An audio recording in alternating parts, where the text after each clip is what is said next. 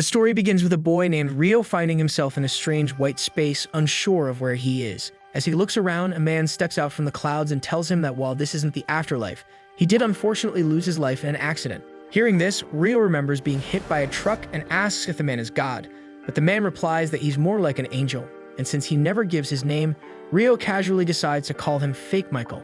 Michael then explains that Rio will be reincarnated into a different world called Phi, but surprisingly he hasn't been given any special mission or task, so he's free to live however he wants. Rio thinks it over and says he would like a peaceful, slow life, which Michael agrees to without any issue. He goes on to explain that Phi is a world where only about 20% of the population can use magic, depending on their natural elemental affinity, and in Rio's case, his strongest element will be water. Since he asked for a slow life, Michael has already made the necessary preparations. He tells him that a small house has been set up for him in the forest of Rondo, protected by a magic barrier to keep monsters out. As part of his starter kit, he'll also receive 2 guidebooks, a knife and a food supply stocked enough to last 2 full months, giving him everything he needs to start this new life without worry. After that, Rio opens his eyes inside his new house and takes a look around. He finds a cold storage room made from ice that runs on magic, stocked with meat, along with a bath area and some other goodies that Michael mentioned. He flips through the guidebooks and realizes that even though he never learned the language of this world, he's able to read them without any trouble. Once he finishes checking the place, he steps outside to try out his magic. He casts a water ball spell and watches as a sphere of water forms in his hand. After trying it a few more times, he realizes that saying the incantation isn't necessary as long as he clearly pictures the spell in his mind. Later, he heads to the bath, hoping to enjoy some hot water. But he quickly discovers that he can only create water at room temperature, so he decides to try lighting a fire the old-fashioned way. Unfortunately, his first attempt fails completely as his arms aren't strong enough to get the job done. Not wanting to give up, he tries a different approach. He thinks about using sunlight to light the fire and begins imagining water molecules clustering together to form ice. Drawing from what little he remembers about chemistry back on Earth, he focuses on hydrogen bonding, and somehow, it works. After that, he manages to form a piece of ice shaped like a lens and uses it to concentrate sunlight, finally getting a flame started for his bath. As he soaks, he wonders if it might be possible to use science to create hot water directly as well. The next morning, while having breakfast, Rio starts thinking about his plan moving forward because once the food runs out, he'll have no choice but to head into the forest and hunt, so he decides to start training his magic seriously. He steps outside and tries launching a water ball at a tree, but it barely leaves a mark. Hoping for better results, he switches to a jet stream spell, but the outcome is just as underwhelming. Remembering Michael's words about imagination being the key to magic, he continues practicing every day, and over the next few weeks, Rio slowly starts to improve. Once he's satisfied with his progress, he begins trying to create some icicle lances. He manages to form them, but they simply drop to the ground without hitting anything, and even though the shape and speed still need work, he keeps practicing. Eventually, he becomes able to produce ice lances almost instantly, but they still lack proper force or aim. Figuring a change of pace might help, he crafts a spear using his knife and heads into the forest. Along the way, he hopes to gather some quartz, which he can use to help start fires at night. While exploring, he finds clear rivers, wide open spaces, and even spots some quartz stones near the bank. Feeling good, he decides to collect some herbs and head back. But just then, a lesser boar bursts out from the bushes and charges him from behind.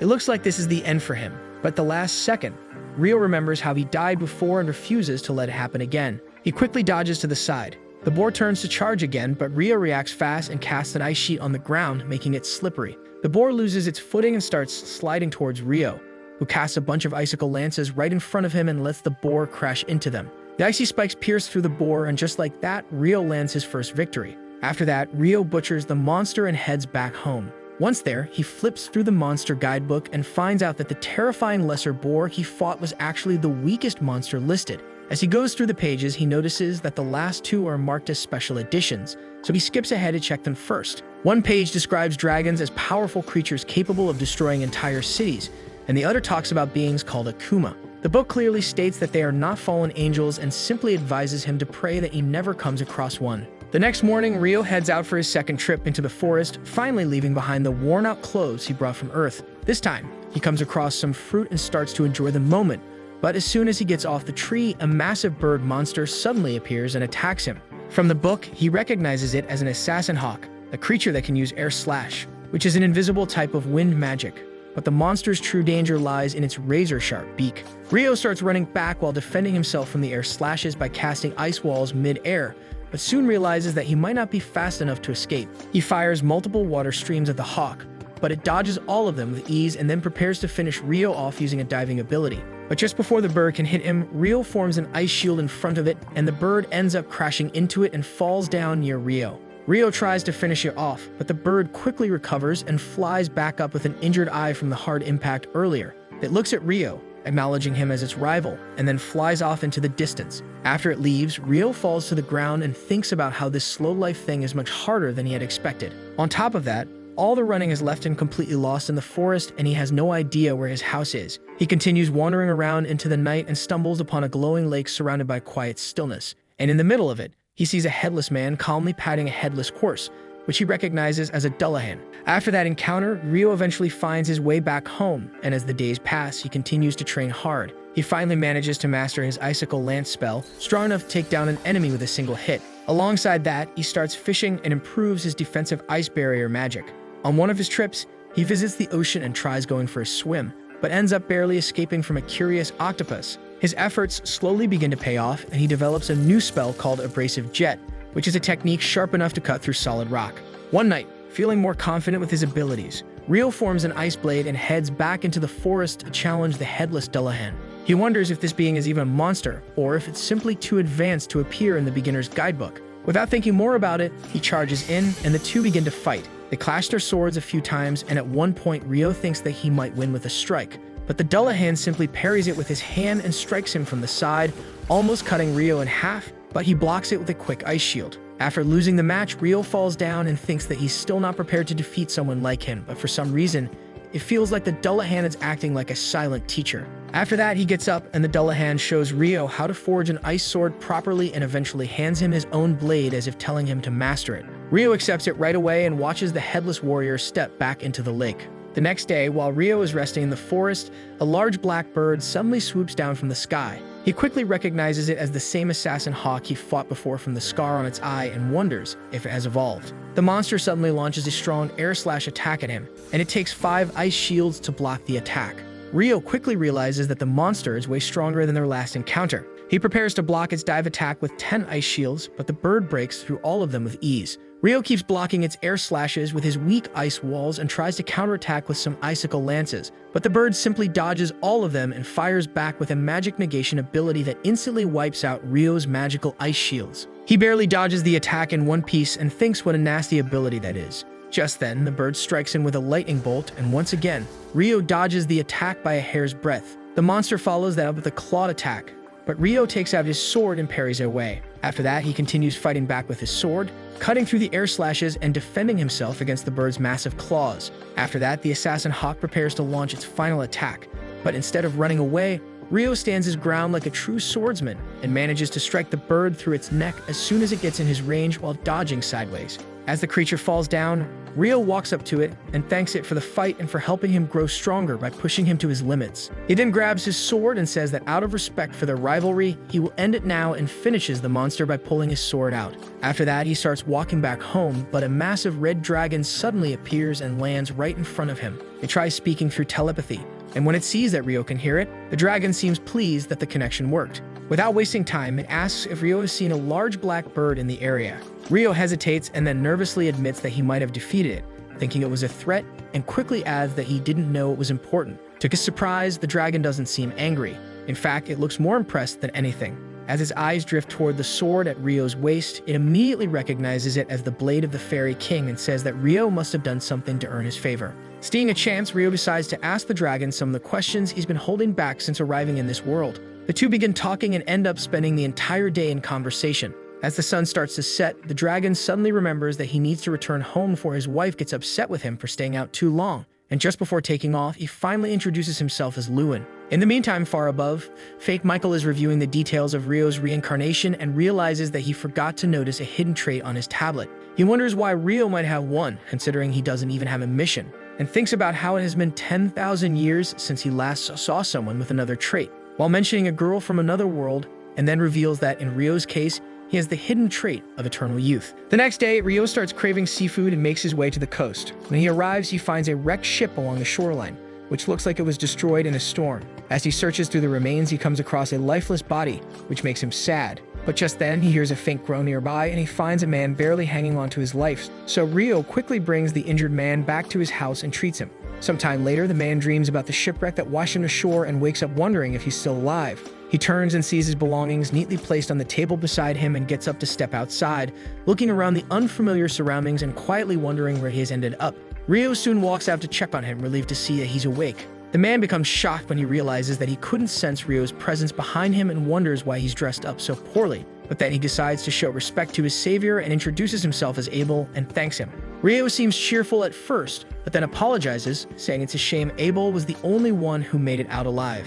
Abel doesn't seem too affected and explains that the others were smugglers anyway, so there's no need to worry about them. Just then, his stomach starts growling, so Rio introduces himself and invites him inside for a meal. While they eat, Abel finds out that Rio doesn't have any clothes because he hasn't been able to make thread. When he asks why Rio didn't just buy some from a nearby town, Rio explains that there isn't a town nearby or even a single person living in the area. Hearing this, he asks if he hunted the food they were eating as well, while pointing towards his knife. Rio says that he did and creates water inside a jar, revealing that he's a water mage. Seeing that, Abel says that it's impressive and that even in the central provinces, only half the population can use magic, even though he personally can't. This surprises Rio, since Michael had told him that only 20% of people can use spells. Soon after, Abel asks Rio if he can take him to the coast to confirm something, and Rio agrees. As they make their way through the jungle, Abel asks if Rio uses a staff. When Rio admits that he doesn't have one, Abel assumes it's because of the hard life he's living. Thinking that Rio might not be much use in a fight without a staff,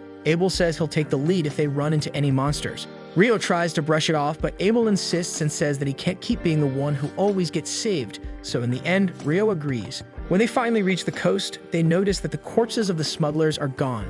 Rio suggests that they were either taken by monsters or washed away by the tide. Abel quietly remarks that he would have met the same fate if Rio hadn't saved him. He then asks Rio to drop the formalities and stop calling him Mr. Abel. Rio argues that Abel is older than him, but still agrees, and from that moment, the two begin to feel more like friends. Abel steps down from the shipwreck and tells Rio that, unfortunately, he couldn't find what he was looking for. Rio then asks what he plans to do next, and Abel says that he wants to reunite with his allies, and for that, he'll need to head to a town called Loon. But he's not sure where they are now and worries that the ship might have drifted too far south. Rio admits that he's never heard of Loon, but he's pretty sure that they will have to travel northwards quite a bit. Abel then makes a bold request and asks Rio if he can accept it as a job and come along as his guide. After a short pause, Rio says he's fine with being the guide and suggests that they leave tomorrow since he needs a bit of time to prepare. Later that night, Rio starts getting ready to head into the jungle. When Abel sees him and asks why he's leaving so late, Rio replies that he wants to say goodbye to someone, and they only appear at this time. Abel starts wondering who it could be, as earlier Rio told him that there was no one else here, but then decides that he must be off to pay respects to someone who passed away, and it's probably best not to pry too much. Meanwhile, Rio reaches the usual spot and calls out to the headless fairy king. He tells him that he'll be leaving the forest of Rondo for a while and thanks him for all the help he's received so far. Before leaving, he asks for one last spar and gives it everything he has. After their duel, the fairy king pulls a neatly folded suit from the water and hands it over as a parting gift, which Rio accepts with gratitude. The next day, he puts on the suit and prepares for the road ahead before setting out with Abel. Along the way, they run into a lesser boar. Abel steps forward and defeats it easily with a combat skill called Total Impalement. Seeing that, Rio becomes impressed and asks what that move was. Abel figures a mage wouldn't know about combat skills and explains that they are special techniques used by people who fight with weapons, like swords and spears. The rest of the day is spent walking, and when night falls, they rest inside the trunk of a large tree. The following morning, they continue their journey and come across a group of lizard folk on their way. Abel looks cautious and says it would be risky to face them in the marsh, so they decide to take a different route through the woods. While walking, Rio quietly tells Abel that the lizard folk seem to be following them. With that, both of them get ready to fight, but Abel is still concerned about how Rio will handle combat without a staff. But before he can say anything else, Rio steps forward and casts Icicle Lance and takes 4 lizard folk down in an instant. Rio tells Abel to stay alert since more enemies are approaching, and before long, the two of them finish off the rest of the lizard folk. After the fight, Abel looks over and asks about the spell Rio just used, confused at how he managed to cast 4 Icicle Lances with a single incantation. Rio casually shrugs it off and says that such things are pretty normal when it comes to water magic, and then offers him a glass of water made out of ice. Abel notices that Rio uses a different incantation this time to summon water, and asks about it, but Rio brushes it off with a lazy excuse and says Abel must be imagining things. As they keep walking, Abel takes out a bronze coin and shows it to Rio, and explains that it is a single bronze florin, which is the currency used by the Kingdom of Nightly where the town of Loon is. Rio lights up at the mention of the kingdom's name, and Abel explains that it's one of the 3 kingdoms in the central provinces besides the Gibui Empire and Handalyu Federation. Rio immediately makes a face when he hears about the Empire and says that the name sounds dumb, and there's no way he would want to be called a citizen of a place with such a ridiculous name. With that, they keep walking forward and make it to some open fields. Just then, a piece of rock shoots towards Abel out of nowhere, but he cuts it in half and realizes that they have stumbled upon a rock golem nest. Hearing this, Rio starts wondering why the golems don't look humanoid like he had imagined, while Abel charges in and uses his total impalement skill to drive a hole through one of the nearby golem's body, but it regenerates right away and forces him back. Seeing that, Rio tells Abel that he wants to try something new and casts 10 ice walls in the form of one massive ice cube and slams it down from above, crushing 2 golems in one blow. Abel stands there in silence, watching the scene play out, wondering how the battle ended so quickly when fights like this are never supposed to be that simple, yet Rio makes it look effortless. Once they bring down the last golem, they notice that it has stopped moving after tripping and falling sideways. Rio wonders if they absorb power from Earth using the massive magic stone on their bottom, and Abel says that this one must have been defeating other monsters in this area and absorbing their XP because its magic stone is bright in color and is pretty large. After that, they collect the stone as loot, and Rio says he would have liked to collect the stones from the other golems as well, but unfortunately, he crushed them all under his ice cubes. Not long after, they come across a giant hippo-like creature, and Abel identifies it as a behemoth. Rio wonders if they should take it down, but Abel immediately advises against it. Just then, they notice a group of wyverns flying towards the behemoth and wonder if they have gotten themselves front seats to an epic monster battle. Abel thinks that the behemoth is at a clear disadvantage, but Rio corrects him by saying that he might not go down that easily. Just then, the massive monster lets out a thunderous roar with magic negation effects and shoots all the wyverns down in one go. Later that night, while they're camping, Rio teases Abel about wanting to see round 2 between him and the behemoth, but Abel immediately shuts it down and calls the idea ridiculous. He then brings up the magic negation again and says he's only ever heard of traps, with that kind of effect being used inside dungeons. The word dungeon instantly catches Rio's attention, and he accuses Abel of hiding all the fun stuff from him, asking if there's anything else he hasn't mentioned yet. Abel responds by asking if Rio knows anything about elves or dwarves, and the way he describes them lines up perfectly with what Rio already knows, and Abel reveals that there's one elf in Loon as well. The next morning, as they continue their journey, Rio says that once they cross the mountains, they'll enter human territory. That makes Abel stop for a moment and ask how Rio knows something like that. The truth is, the Red Dragon told him, but instead of saying that, Rio just waves it off and calls it knowledge beyond human understanding, and somehow, Abel lets it go without questioning him further. While the two are walking peacefully, a giant griffin suddenly appears out of nowhere, scaring them both so frozen. Thinking fast, Rio tosses a piece of meat into the air and tells Abel to do the same. The griffin accepts the offering and flies off without causing a scene, leaving the two of them to let out a huge sigh of relief, knowing that if it had chosen to attack, they wouldn't have lived to tell the tale. Abel says there's definitely something wrong with this place, since no human has reported seeing griffins or behemoths in centuries, but Rio just shrugs it off and says those humans probably weren't looking hard enough. As they keep moving, they come across a group of wyverns enjoying their meal. Abel points out that it would take at least 20 seasoned adventurers to take on a group like this, and even then, there would still be major casualties. But Rio argues that since they've entered wyvern territory, they'll have to deal with them eventually anyway. He convinces Abel to go through with the fight and asks if it would be easier if he could pin them down to the ground. Abel says that that would make killing them easier, as he would actually be able to reach them with his sword, so Rio walks forward and casts icicle lances over the creatures and lets Abel finish them off. After that, they keep using this combo to take down all the wyverns that come in their way and manage to collect a bunch of large green magic stones from them. Abel wonders how they managed to pull it off so easily, but before they can enjoy the victory, another wave of wyverns shows up looking for payback, and this time it's Abel who jumps in first, already turning into a battle junkie thanks to Rio's bad influence. As the two finally make it out of the monstrous mountain range, Abel looks around and wonders where they've ended up, noting that they've definitely come pretty far north. Rio gives a tired but honest reply, saying anywhere outside the Gibui Empire is good enough for him, and Abel reassures him by explaining that the Empire lies even further north than where they are now. Just then, Rio spots a road running east to west. As they head toward it, Abel glances back at the towering mountains behind them with a faint look of unease, then gestures toward the westbound path and says it should lead to the town of Kaladi. The thought of an actual bed lifts both their moods, and Abel throws in a strong recommendation for the local food, claiming it's worth the journey all by itself. That night, the two arrive at the guild, where Abel tells Rio to go ahead and register himself. He explains that the guild card can come in handy in a lot of ways and will even cover his entry fee, reminding him that he already paid a silver coin on his behalf and acted as his guarantor this time. Rio jokes that it sounds like part of a shady plan to recruit him as his servant, but Abel scoffs at the idea, saying a cheap trick like that is far beneath him, and then goes on to explain the real perks of being registered with the guild, like being able to sell magic stones and monster materials at better rates. Otherwise, he says, Rio would have to go around looking for an alchemist just to make a sale. Just then, the waitress brings over a plate of curry rice. Rio suddenly remembers all those isekai stories he read where the hero had to break his back just to get a taste of curry. But here he is, eating it without lifting a finger. The moment he takes a spoonful, he loves the flavor and goes wild, even asking for seconds.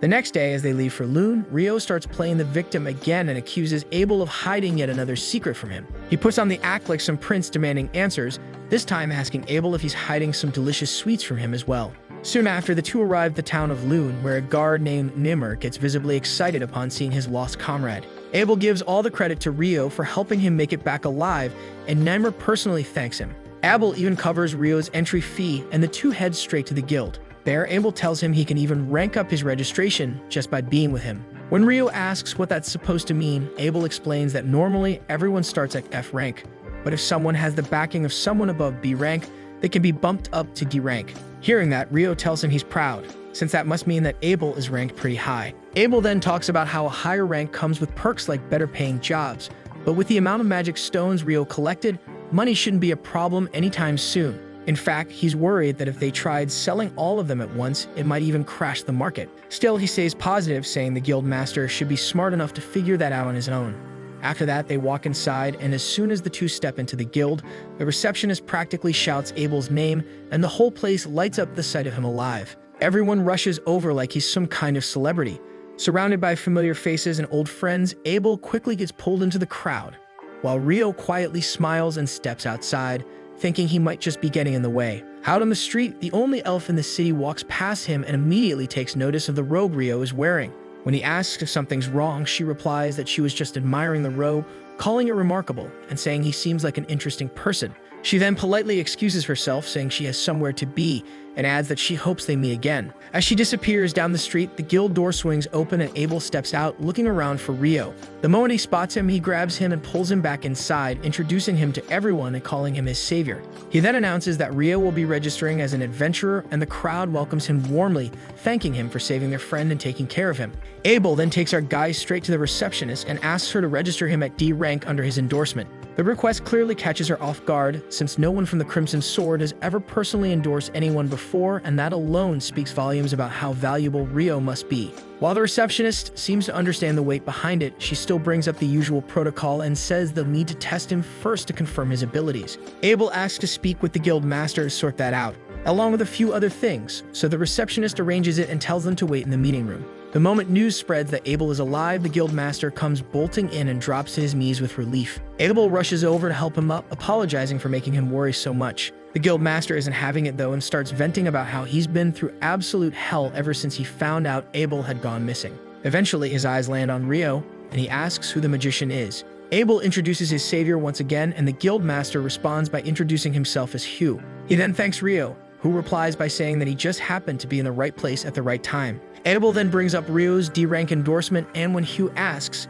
if they have any proof to back it up, Abel says that Rio is way stronger than he is and casually drops all the high-grade monster stones onto the table and tells the guild master that they picked these up from the monsters they defeated along the way. Hugh takes a moment to process what he's looking at before realizing that these are wyvern stones, and judging by the amount, it would have taken a full-blown army to bring down that many. Abel says he has something even scarier to add, revealing that they hunted those wyverns south of the Malefic Mountains. He tells Rio that he realized it after looking at the road to Keladi, and Rio immediately points out that it sounds like the kind of name designed to warn people to stay away, and the guild master confirms it, saying no one has ever made it out of that place alive, and most people wouldn't even go near the area unless they had no other choice. Abel then argues that this alone should be more than enough to justify bumping Rio's rank up, and the guild master agrees. Just then, Abel's teammates show up and their mage, Lynn, falls on her knees. Abel rushes to the door and apologizes for making them worry. After that, the guild master tells Abel and his teammates, Lynn, Rhea, and Warren, that they can have the room to themselves, and tells the receptionist, Nina, to bring the necessary registration materials to his office alongside Rio. As Rio steps out, Abel calls out to him and asks him to wait at the reception after his registration since there's somewhere he wants to take him afterward. The guildmaster then leads Rio into his office and tells him Abel's party, the Crimson Sword, is the strongest party in the town. Rio then asks him if he should really be starting out at D rank, but the guildmaster tells him not to worry, saying that even though Abel is a prodigy, he knows for a fact that not even Abel could take down a whole swarm of wyverns on his own. He then pats Rio on the shoulder, saying that it means he must be really skilled himself, and then gets a bit surprised by how solid he's built for someone who's supposed to be a mage. Just then, Mana returns with the registration materials and gets started. She formally introduces herself as a clerk of the Loon Adventurers Guild and begins the interview. After asking a few basic questions, she lets him know that once he's registered, he'll be eligible to stay in the guild's lodgings for up to 300 days. When she hears that he's never been to a dungeon before, she recommends the guild's monthly beginner course and encourages him to join it. Rio shows more interest than expected, and once the interview wraps up, she asks him to place his hand on the crystal to complete the registration. To his relief, it doesn't explode or shatter like in those anime scenes with overpowered isekai characters. Everything goes smoothly, and just like that, he receives his official guild card. After the two leave, the guild master lets out a deep breath, able to relax a little now that Abel is back.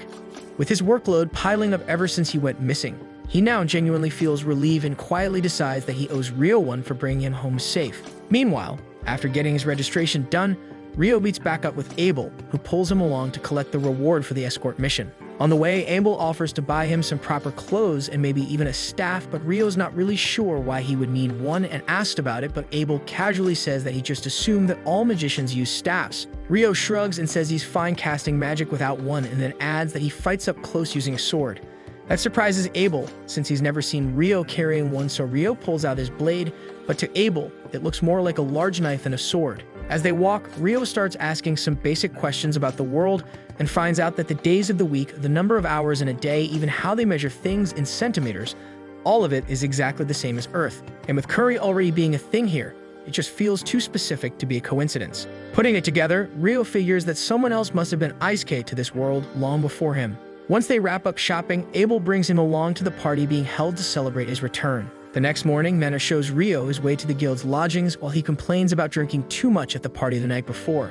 Nina tells him that the party's host, Ra, didn't want Rio to leave early since he considered Abel a brother and felt deeply indebted to Rio for bringing him back. Soon after, Rio is taken to room number 15, where he'll be bunking with two other boys around his age. The energetic one introduces himself as Nils, while the quiet blonde is named Ito. As Nina heads out, Nils immediately starts going on about how cute Nina is, making it very clear that he has a serious crush on her, but Ito tells him straight that he doesn't stand a chance, especially not with all the competition out there. But Nils stays confident, saying it's every guy's dream to make it big and win over a beautiful woman. Hearing this, Ito doesn't bother arguing and turns to Rio, asking if they can keep things informal and friendly between them. Just then, Mana returns and introduces a new roommate named Ammon, who looks a bit younger than the rest.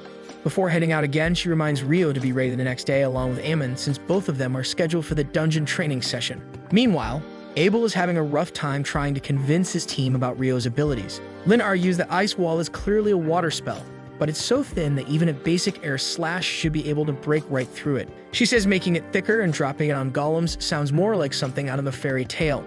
As Lynn keeps pushing back, Ria steps in to calm her down, reminding her that Abel is just sharing what he saw. Lynn eventually backs off, but still refuses to believe that taking down wyverns with ice spears is even possible, especially since those creatures are protected by wind barriers. Ria then brings up that the only mage ever known to pull off feats like the ones Abel described was the legendary Inferno magician. She admits that Rio seems like a rare find, but also shares her concern that if someone like him ever sided with the WE Empire, it would be a serious threat, but Abel doesn't seem worried about. And when they ask why, he says that Rio hates the name WE, which sounds just as dumb to the rest of the team. Rio and the new kid Ammon begin their first dungeoneering course together, and after 5 days of lectures, the professor finally wraps up the theoretical part.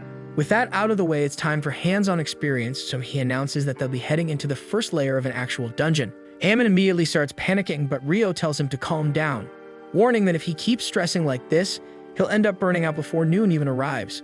Before they leave, the professor opens the floor for questions and Rio raises his hand. He asks whether it's possible to instantly teleport to a dungeon lair once it has already been cleared.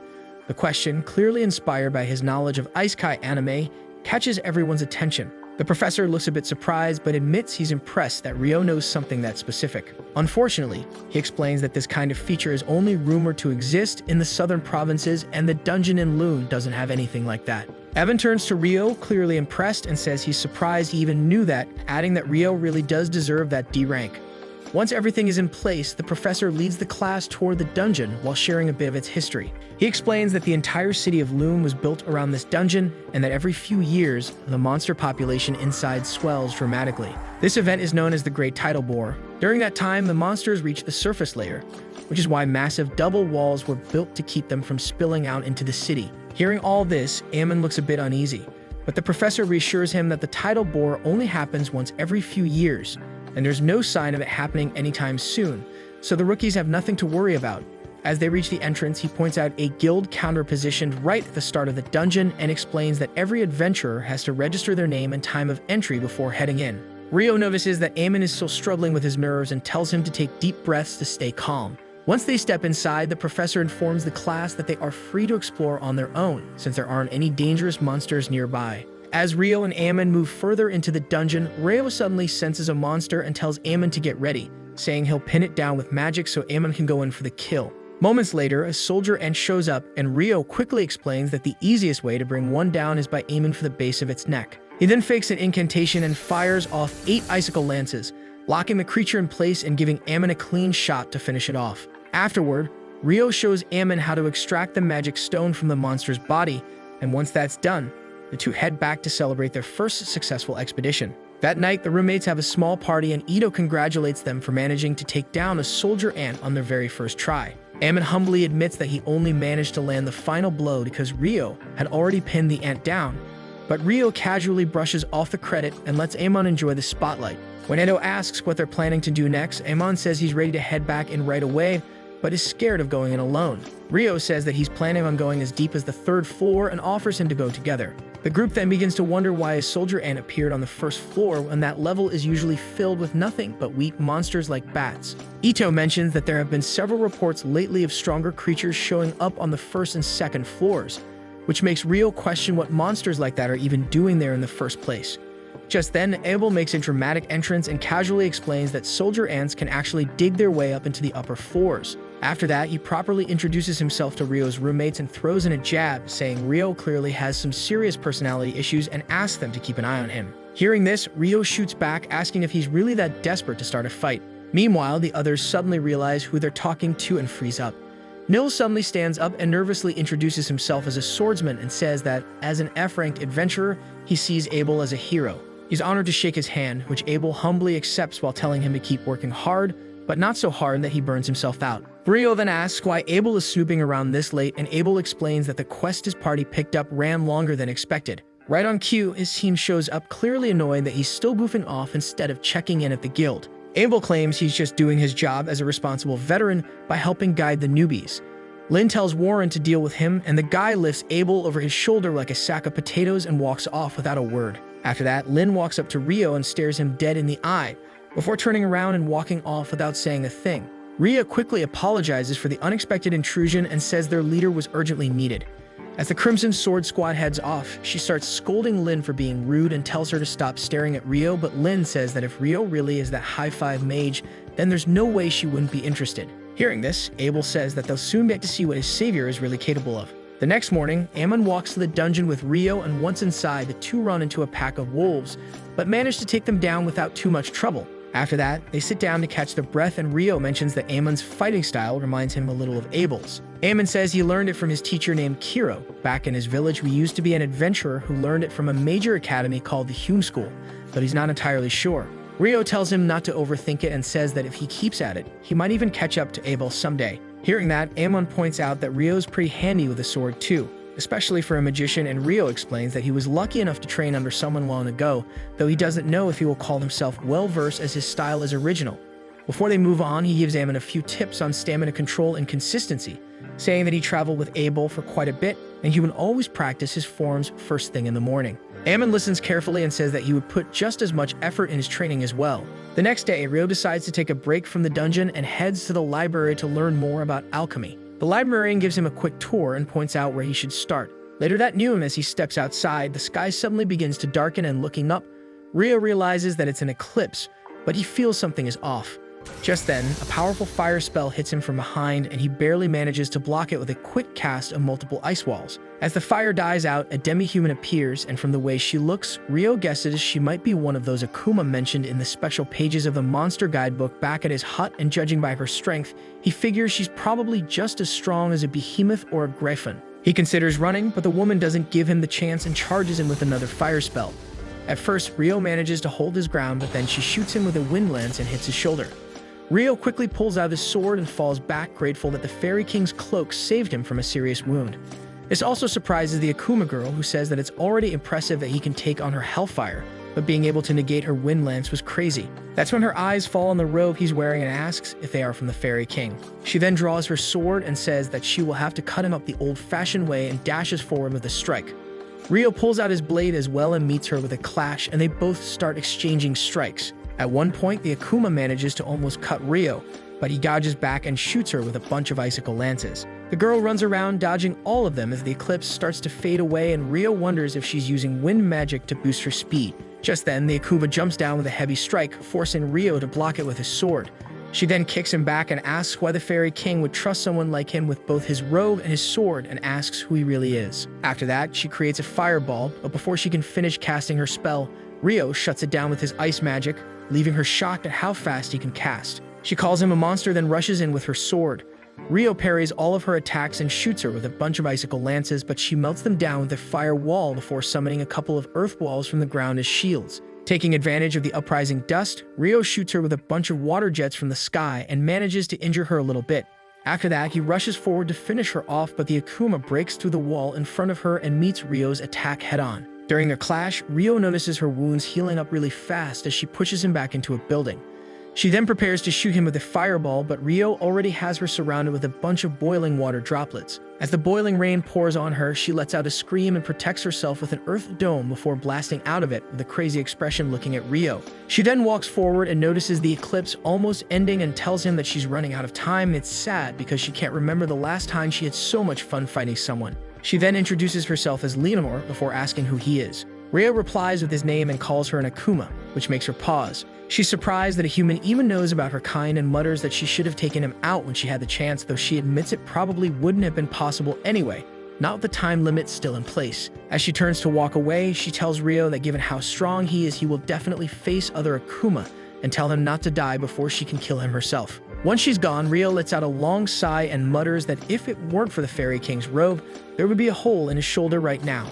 With his body hurting all over, he decides to pick up a few books from the library after withdrawing some money, and when he checks his account, he finds an absurd amount in it and wonders how much they made from selling the wyvern stones, and says that at least now he doesn't have to worry about money for a while. After that, he heads back to his room, but when he opens the door, the place is empty. Curious, he walks over to the window and spots his friends being ambushed by a fellow adventurer named Dan and his gang. Dan starts barking at Rio's friends, throwing out some dumb logic that he's helping them train for ambushes because monsters don't give out invitations before attacking. But then the people with him suddenly fall down and we see Rio standing on the side. He tells Dan that he certainly didn't expect him to tell him before attacking and asks if he's ready to run away with his tail between his legs. Hearing this, Dan tries to punch him, but Rio simply sidesteps and hits him with the hilt of his sword and makes him fall down. Rio then walks over to Ito and tosses him a potion first, figuring he can handle patching the others up with his healing magic as a priest. After that, they all go to the local bath where Edo heals Rio's wounds and wonders who could possibly land a blow on someone that tough.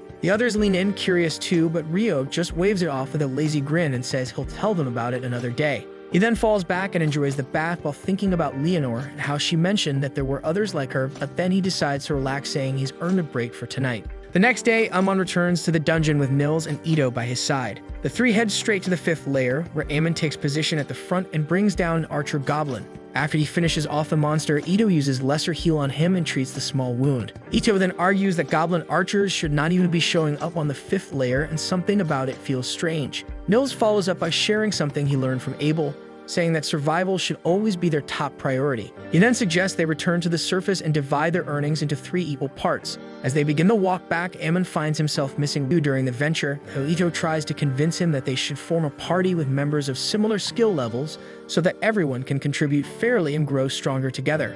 Meanwhile, Ryu has traveled outside the city to practice on his own. He thinks back to the incredible magic Leonor had used and realizes that conjuring speed was the only area where he could match the Akuma. He decides to work on his weaknesses and turn them into strengths so that he is ready the next time they face each other. Ryu also feels a tinge of jealousy toward the creature, thinking about how she instantly closed in and appeared right in front of him. He wonders if that was a real example of wind magic and begins to imagine creating something similar using water magic. The first spell that comes to mind is Water Jet, so he decides to try it out. Ryu casts an ice bomb in front of him and steps onto it, then pictures 256 water jets blasting from behind to launch him forward at high speed. However, the attempt fails badly. He calls it a day and wonders if using over 1,000 jets could have made a difference. As he finishes his training, he decides to head to the library and search for knowledge related to the Akuma and alchemy. As the story progresses, Lin is already sitting inside the library going through forbidden spellbooks. Even here, she fails to find any magic capable of forming a thick ice wall midair or the ice spears Abel once told her about.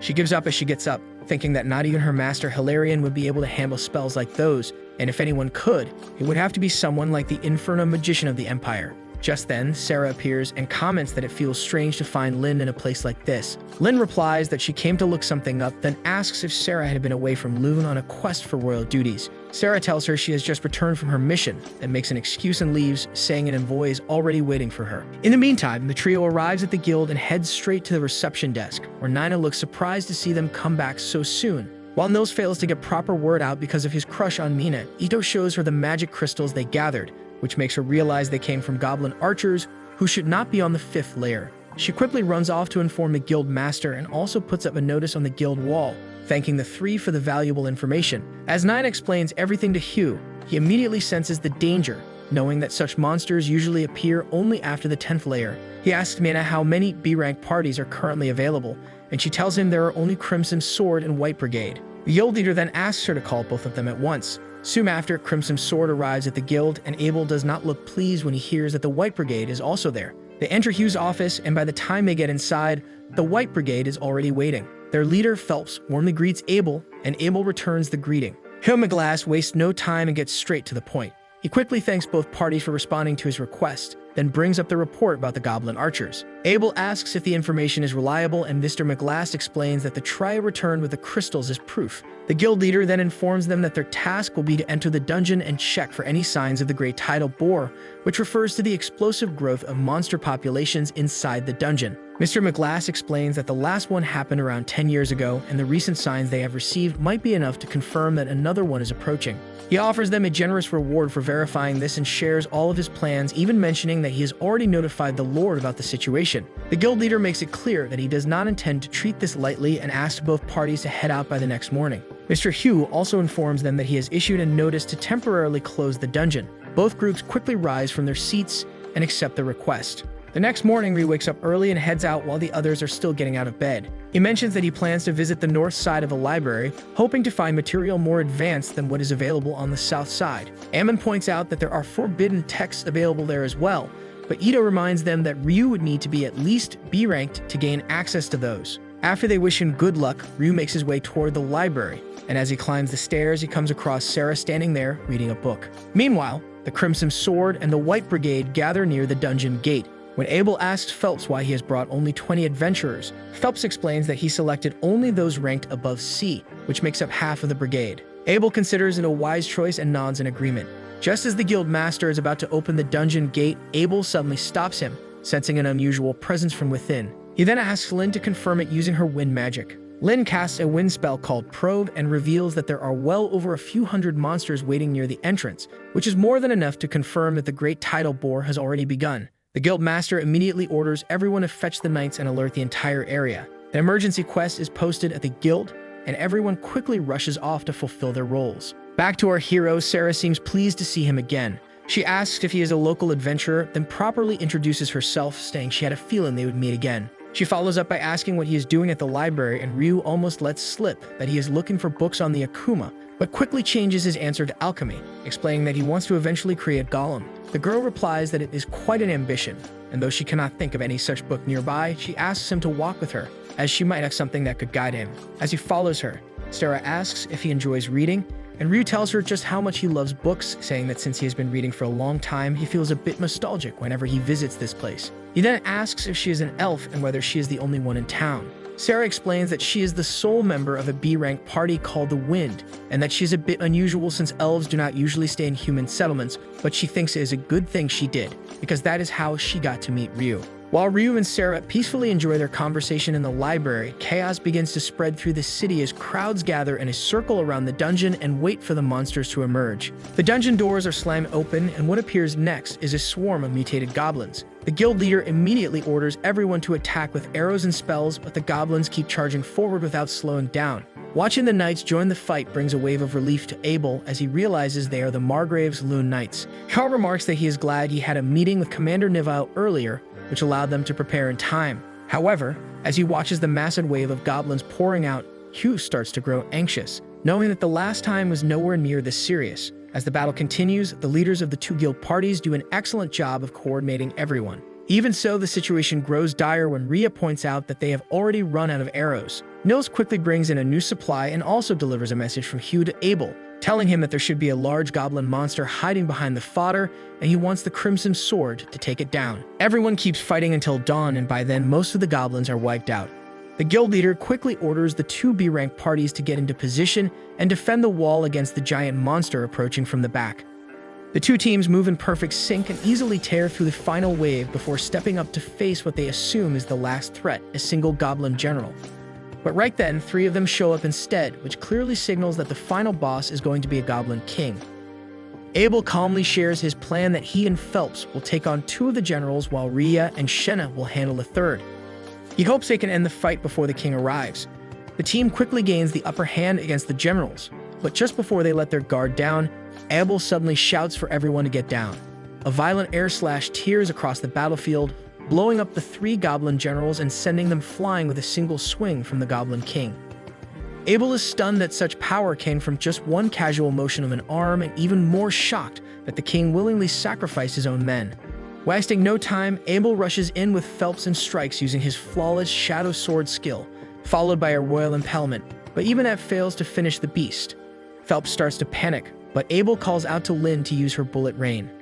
Luckily, his plan works, and the attack rains down perfectly, bringing the Goblin King to his knees, finally ending the chaos. Back at the surface, Sarah and our boy remain completely unaware of the fight happening. They say goodbye after spending a pleasant evening together, with no clue about the storm that had just passed. That night, when Rio arrives at the Adventurers Guild, he feels confused seeing everyone celebrating for some reason. Meanwhile, the guild leader has just finished all the paperwork he had to handle because of the title bore, including requests for funds and assessments of the adventurers who participated. The old man finds the work exhausting, feeling overwhelmed with each thought. After some time, Rio finally learns from his roommates that the adventurers are celebrating the great title bore. Nils bursts with excitement as he talks about Abel's remarkable achievements against the Goblin King, explaining how Abel gave Lynn the signal after which she unleashed one of the most powerful wind spells called Bullet Rain, and how Abel even managed to dodge it. When they admit they are not sure how he pulled it off, Abel himself shows up and explains that the skill he used was a sword technique called Perfect Shadow, which allows the user to evade all kinds of ranged attacks. Just then, Abel's teammates Lynn and Rhea arrive, saying they had been searching everywhere for him. Rhea points out that she was certain their leader would be with Rio, then suddenly complains to Rio that he should have been present during the title bore. Lynn then asks if Rio is actually capable of creating an ice wall in midair. Rio nods and says that he can, but explains that his current limit is about 40 meters. He adds that it took him a great deal of time and effort to reach that level. Realizing this is far beyond what most people could manage, Lynn becomes curious and asks if it is an original spell. She explains that, as far as she knows, most mages simply recite the incantations created by others rather than developing their own. Rhea replies that he has a different way of thinking, as he argues that incantations are purely a matter of personal preference. His answer leaves Lynn startled, and as she stands there surprised, Rio excuses himself and goes to grab a bite. As Rio leaves, Abel explains to Lynn that the boy casts spells without using incantations, though Lynn simply can't wrap her head around it. The next day, Rio's roommates arrive at the guild, but since the dungeon is closed for a month, they can't even find a single job. When Rio passes by and asks what they are doing there, the trio explains their situation. They then ask Rio why he is at the guild, and Rio tells them that he was looking for an ore to practice alchemy, but is currently out of stock. While the three remark on how expensive the ore is, Rio couldn't worry much after all the money he has accumulated. When the trio starts looking gloomy, Rio decides to cheer them up by offering them a job. He tells them to look for a place outside the dungeon where copper ore can be found. The three mention an abandoned mine near the village of Ruse, which is about half a day's walk away. After hearing this, Rio offers them 4 gold coins each and says he will pay them even if they return with nothing. He also offers 25 gold coins for every core they bring back, with the only condition that all of them must come back alive. The trio is overjoyed and asks if he is really okay with paying so much extra, but Rio explains that the guild might not count it as an official achievement since they are not working through it. Even so, the three hurriedly accept the job. While Rio is enjoying a quiet moment alone, he hears a noise outside and goes to the window to look. He sees a group of knights bullying a girl and ordering her to fetch them drinks. They try to drag her along for some dirty business when a man named Dan steps forward to defend her and pushes one of the knights aside. The knight becomes angry and draws his sword, saying that although he has no intention of killing him, he will teach this adventurer a lesson and even calls him filth. Just as he is about to strike, the knight trips and falls and tries to stand, but he falls again. At that moment, Phelps from the White Brigade arrives to save the day and tells the knights to have some shame for what they were trying to do. The knights try to act tough, thinking Phelps is just another adventurer, until he reveals that he's a nobleman and heir to the House of Heinlein. One of the soldiers realizes they have picked a fight with the former commander of the Royal Knights, and the group quickly runs off without causing further trouble. Afterwards, Dan and the girl thank the leader of the White Brigade, and Phelps praises Dan for stepping in to protect her. He asks Dan to escort the girl to her friends, and once they leave, he turns his attention to Rio, who is still peeking down from the window. After a brief exchange of greetings and introductions, Phelps says that Abel has spoken highly of him and that the title bore would have been easier with him along. He also remarks on how interesting Rio's magic is, noting that you realize the knights slipped because of it. As the captain walks away, Rio wonders why the son of a marquess would choose to become an adventurer. That night, while Rio is eating his dinner, Abel shows up to join him. Rio makes it clear that he will not be paying for his meals, but Abel replies that he does not expect that from a newcomer. After Abel orders his usual from the waiter, the two somehow begin talking about Abel's love interests.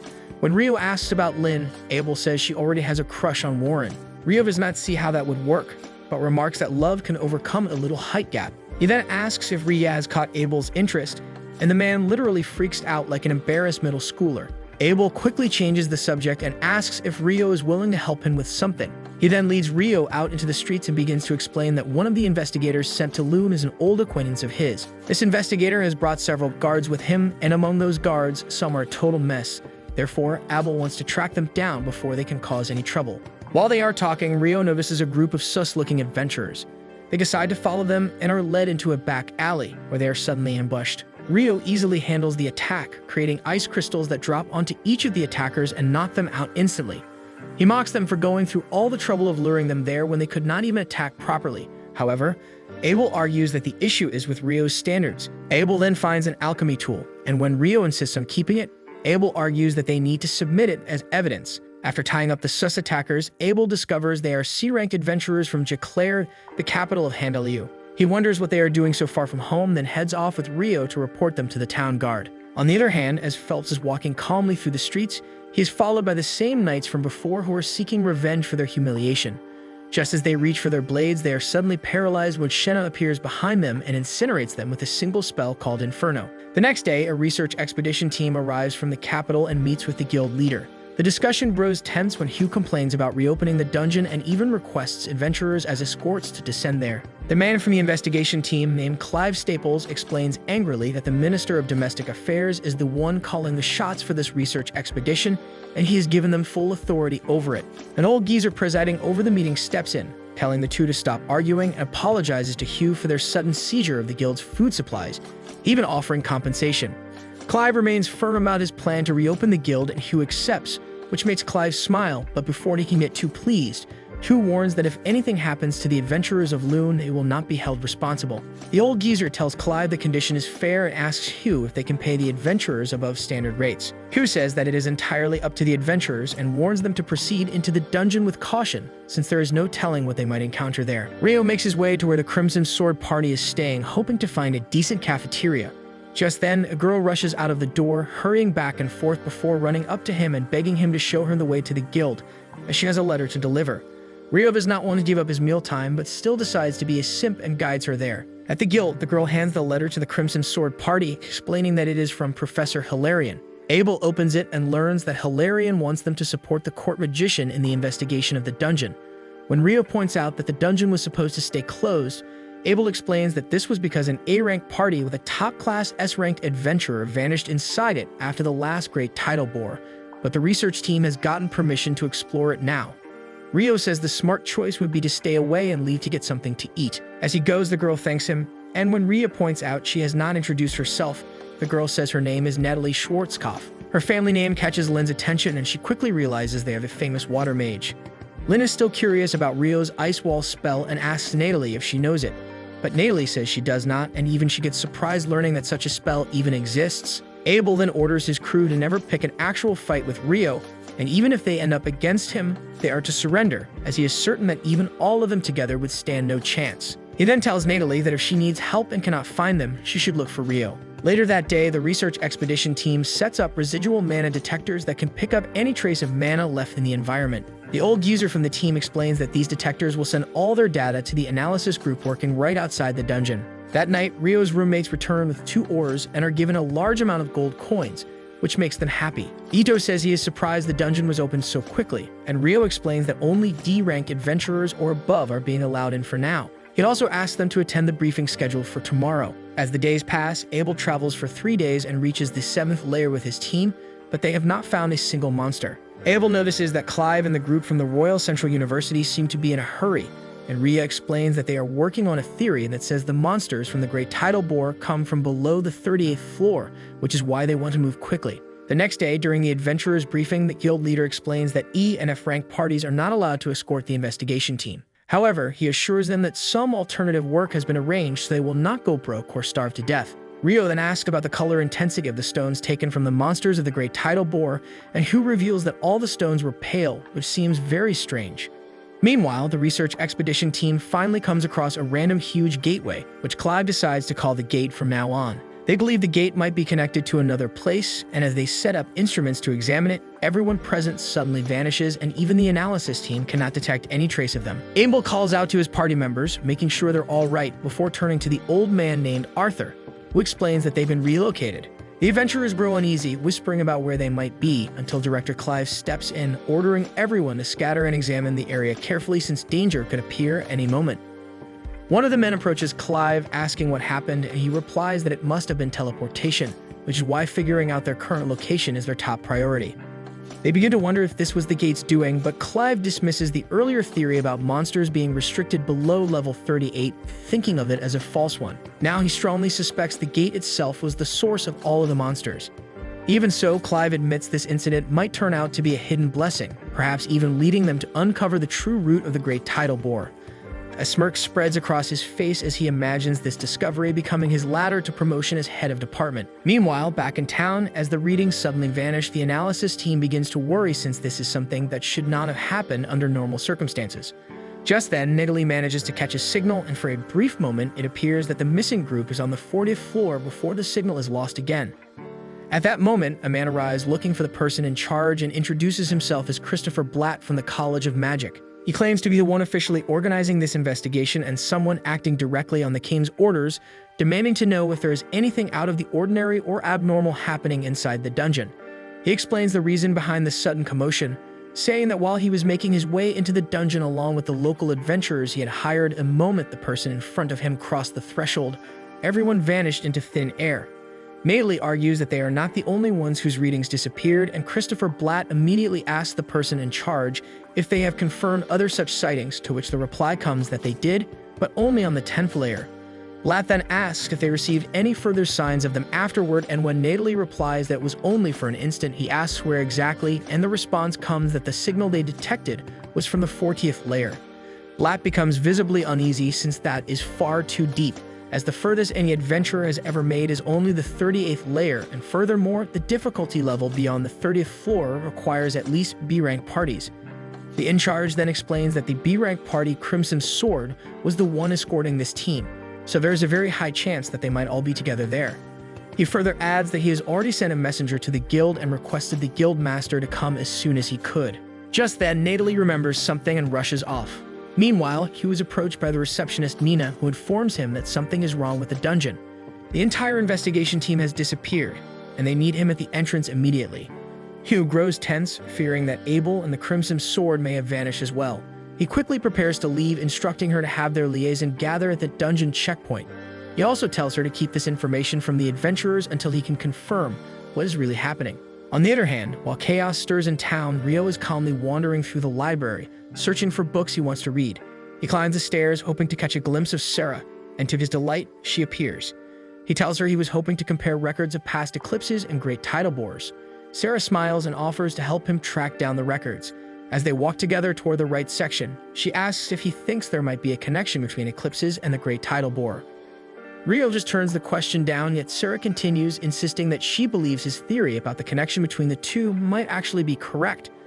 She explains that there has indeed been an eclipse right before this great tidal bore, but unlike the past, there has never been a total eclipse like the one that happened this time.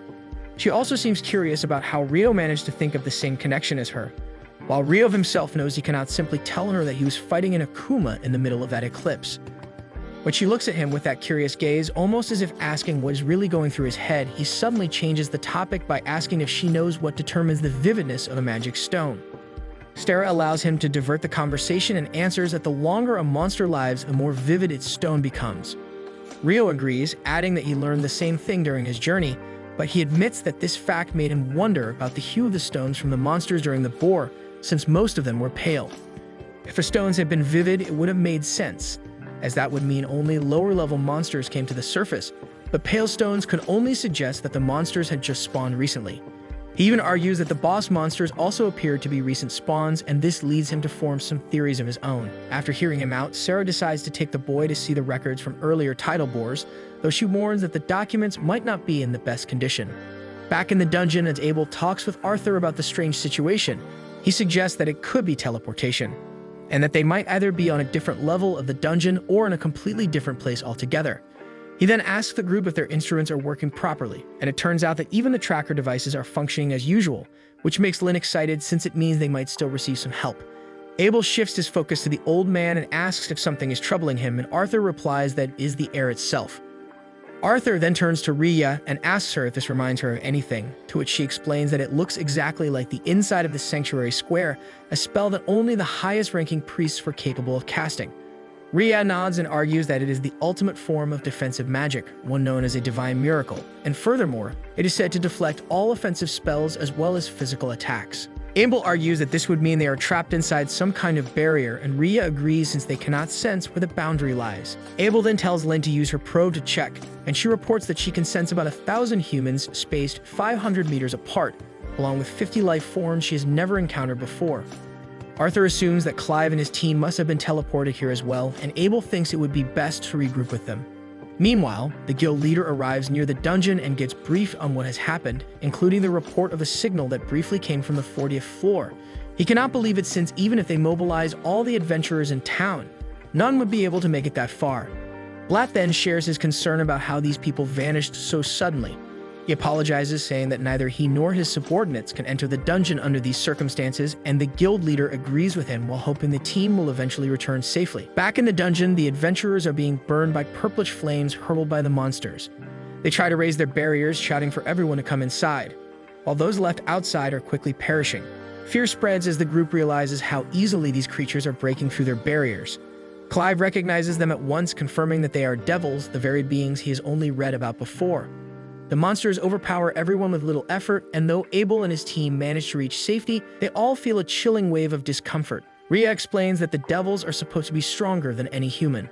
Lynn asks why such monsters would even appear here, but Arthur cuts in and tells them to leave speculation for later. Taking command, he orders all the mages to prepare their attacks and pin down the devils. Surprisingly, someone's javelin spell proves highly effective, even though Rhea recalls that magic should have been useless against them. They try to come up with a plan, and Arthur calls for a second volley of magical attacks, though he worries that they might run out of mana before the battle can end. Among the devils, Abel notices a figure that stands out, one who seems to be the leader of them all. After the fourth volley, their mana starts running low, so Abel takes Garen and his squad forward for close combat. The Crimson Sword rushes in, making perfect use of twin casting to bring down enemies one after another while Garen shields them, and this makes Arthur feel relieved, knowing the party truly lives up to its reputation. As their mana drains further, only 6 monsters are left standing, and their leader reveals himself to be a demon prince, something Rhea explains as a being with differently colored eyes. She tells them a demon prince is the immature form of a demon lord. one that has yet to awaken. And she further argues that only 4 of such beings can exist at once, with one destined to sit on the throne. Abel has also heard the old tales and quickly realizes that this fight will be far from easy. Rhea insists that no one except the chosen hero has ever managed to defeat a demon prince, but Abel refuses to back down and steps forward, hoping for some miracle. He turns to his friends, telling them not to lose hope.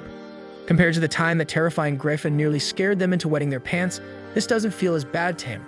With that, he dives straight in, slicing through the devils with ease, while the demon prince shoves all others aside, demanding a one-on-one duel. The immature demon lord dashes right in front of Abel and forces him on the defensive. Abel grows anxious as he can't even think of a way he might succeed, with all spells being deflected with ease by the monster. The situation starts to grow dire as Clive and his group get swallowed by flames, while Abel's side of the adventurers are also forced to run back. Abel grips his blade tightly and unleashes his sword skill, Zero Turn, and just as he is about to slice the devil's throat, the creature slips away, leaving Abel startled. He apologizes to Rhea as he accepts his death, but right then a drop of water falls as Rio leaps into the fight, smiling at Abel and asking if he's hurt. Abel questions what the boy is doing there, and Rio simply explains that he's come to save him. He teases that he never thought such a weak monster could push Abel to the verge of death. Even when Abel tells him that this is a demon prince, Rio laughs it off as some cheap joke and reminds him that this isn't the time for nonsense, since he can't believe something this weak could possibly be related to a demon lord. Abel tries to knock some sense into him, insisting it truly is an immature demon lord, but all Rio sees is a baby demon lord barely worth taking seriously. As Rio steps forward toward the creature, its minions rush attacks at him, but he deflects them easily with ice lance before slashing their throats with his water jet skill. Rio then stands tall before the demon prince, draws his blade, and prepares to engage the monster in battle. The story winds a little back to when Natalie is rushing around looking for Rio. Ito tells her he's at the north side of a library, so she hurries there and ends up running into him on the way. She immediately asks for his help, explaining that the Crimson Sword has gone missing inside the dungeon. Without wasting time, Rio forms an ice cart beneath her and drags it at high speed toward the dungeon while she screams from the ride. On the way, she fills him in on what happened, and once Rio understands, he asks why she came to him specifically. Natalie replies that Abel told her that if anything goes wrong in his absence, she can rely on Rio, which is why she rushed to find him. Hearing that makes Rio smile, and then he races straight for the dungeon gate. The guards at the gate tell him that the dungeon is off limits, but Rio ignores them and surrounds himself with an ice wall before slipping past them. Once he reaches the first floor, he remembers Natalie saying the noise came from the 40th floor. He realizes that there is no time to waste and therefore uses his abrasive jet to blast holes through the ground until he reaches the spot. As the scene shifts back to the present, Rio is now facing off against the demon prince while mocking the monster. He readies his sword, and just as the demon prince dashes towards him, he casually remarks that the demon is very slow and in an instant slashes off his neck, severing it clean from his body. This leaves Abel completely stunned, and he asks Rio what kind of move he just used. To their shock, the demon prince isn't finished. He picks up his severed head and fixes it back onto his neck. Rio remarks that while the demon looks resilient, he doesn't meet his standards of a true demon lord. Once again, Rio mocks him as a weakling, although he wonders if the demon even understands what he's saying. Before the demon can rush at him again, Rio puts his regeneration to the test by unleashing 256 abrasive jets. The water jets slice the demon into countless pieces, shattering his magic stone. Abel breathes in relief and thanks Rio for saving them, but Rio insists the only gratitude he'll accept is a meal from the cafeteria. Abel quickly promises to treat him for a whole week. Just then, Lynn rushes over and clings tightly to Abel, expressing how relieved she is to see him safe. Arthur steps forward and introduces himself as an advisor from the Bureau of Royal Magicians, explaining that he represents the court's investigation into the dungeon incident and sincerely thanking Rio for his help. Rio replies that he's just glad he made it in time, though sadly, many lives were lost. Arthur assures him that once their magicians recover their mana, he will order the remains to be gathered. Abel then turns to Rio and asks for his help in collecting the Demon Prince's magic stone, explaining that he wants to use the money from it to support the families of the fallen. Rio agrees to help without hesitation and asks about the demons he heard being called devils. Abel explains that it was their first time facing such beings too, since they had not appeared in the central provinces for over a millennium. Even so, Rio can't get the thought of the Akuma he fought a while earlier out of his mind as he tries to connect her with these devils. When Abel notices his silence and asks what's wrong, Rio explains that when he came up from the 39th floor, he felt a strange field in the air, a sensation that suddenly vanished once the demon prince was slain, and he also noticed something unusual through his probing spell, which they should check on their return. As Abel inspects the prince's magic stone, he finds it black, and Arthur admits that during his adventuring days, he once encountered a devil in the western provinces, but was too weak to defeat it, making this his first time seeing a devil's stone as well. Lynn adds that even the great temples of the central provinces have no records of such stones, and Arthur further notes that these demons seem to appear at random, which leads to the theory that they may be capable of using space-time magic. Somewhere else, a hero party sets fire to an altar, only for the Akuma Leonor to appear behind them. She casually explains that she was just goofing around, decided to take a peek, and somehow ended up inside a man-made altar. The heroes instantly mistake her for a demon lord and declare that she's finished. Leonor tilts her head and asks if they really just called her a demon lord. The party argues that they built this altar with countless sacrifices precisely to summon one. Leonor chuckles and asks who they are, considering they went through so much effort just for this. A boy with a sword steps forward and introduces himself as Roman, the hero. Leonor bursts out laughing and says she'll let him entertain her. In the blink of an eye, she appears before him and drives her hand straight into his abdomen. Watching him collapse, she sighs in disappointment, calling the whole thing anticlimactic. As the rest of the party prepares to attack, Leonor appears before them and teases, asking if they shouldn't be more worried about their so-called hero instead. On her way back, she snatches the black-colored sacred jewel, remarking that at least taking it will make the trip worth something since the fight itself was boring. Before leaving, she clarifies that she isn't a demon lord at all, and even tells them there are humans who stand on par with her strength. Remembering Rio, she smirks and tells Roman that he should at least aim to become the strongest human. Her words leave the hero party completely shaken, especially when she adds that there are humans out there 10,000 times stronger than him.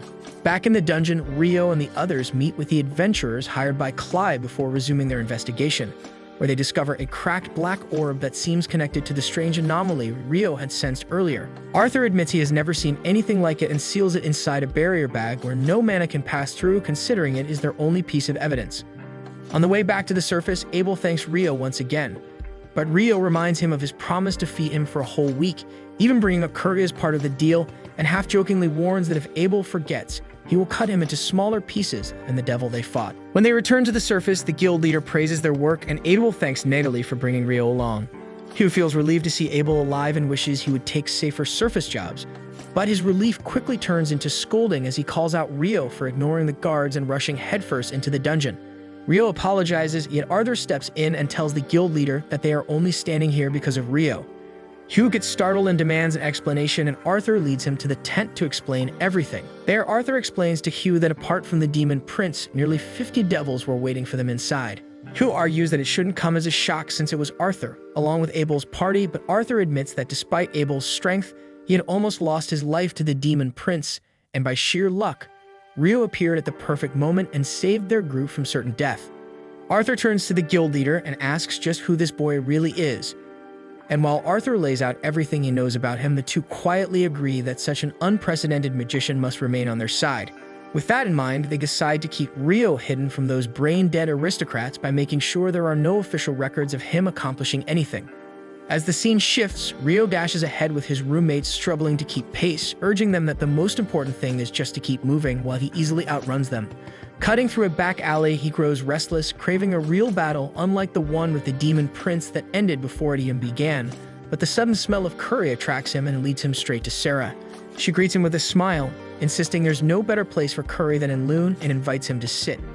Both order medium-hot curry, and as they chat, Sarah learns that Rio registered directly at D rank, which she finds impressive. Once their plates arrive, they enjoy the meal together before stepping out of the restaurant, where Rio asks if she is an adventurer since he has never seen her at the guild. Sarah explains that she now works as a swordsmanship instructor for Margrave Loon's Order of Knights, and when Rio reacts with mild surprise, she leans in closer, telling him she's much stronger, and she looks at even inviting him to a mock battle. As she leads him to the training field, Sarah teases that he looks like he is itching for a fight, and Rio asks how she knows he also uses a sword. She explains that his gait and stance give it away and adds that she, too, is both a blade and magic wielder like him. Without wasting time, she asks if he is ready and charges at him. The duel quickly turns into a heated contest, and Sarah gets excited as she realizes how skilled Rio truly is. She argues that not even the knights have been able to avoid her charge, yet he managed it, which pushes her to go all out. Rio struggles to keep up and barely dodges her flurry of attacks until finally his blade is cut in half, forcing him to surrender. Sarah rushes in and hugs him tightly, praising him as incredible. Rio asks if she was using wind magic to boost her movements and admits that it was impressive. Sarah asks the boy who taught him such skills. When Rio brings up his mentor, she quickly realizes he is talking about the Fairy King. Seeing his confusion at how she knows, she explains that elves are half fairies, which makes it easier for her to notice, especially after recognizing the robe the Fairy King gave him. Fascinated, she tells Rio that the Fairy King is more legend than reality to most people, yet here is someone who he actually taught swordsmanship. Just then, it is time for Sarah to leave for Master Alfonso's lesson, the Margrave's grandson, so she excuses herself and asks Relita to guide Rio back, mentioning that he is important to her. As Relita leads him away, she cannot shake off Sarah's words about Rio being important. On their way, Hugh suddenly appears with a cart and offers Rio a ride. During the trip, Hugh thanks him for what he did but makes it clear that he cannot ignore a guard's order, so as punishment, he assigns Rio the job of making a round trip to Whitnash. But that's where this video ends. Remember to like and subscribe to the channel. Thanks for watching, and I'll see you next time.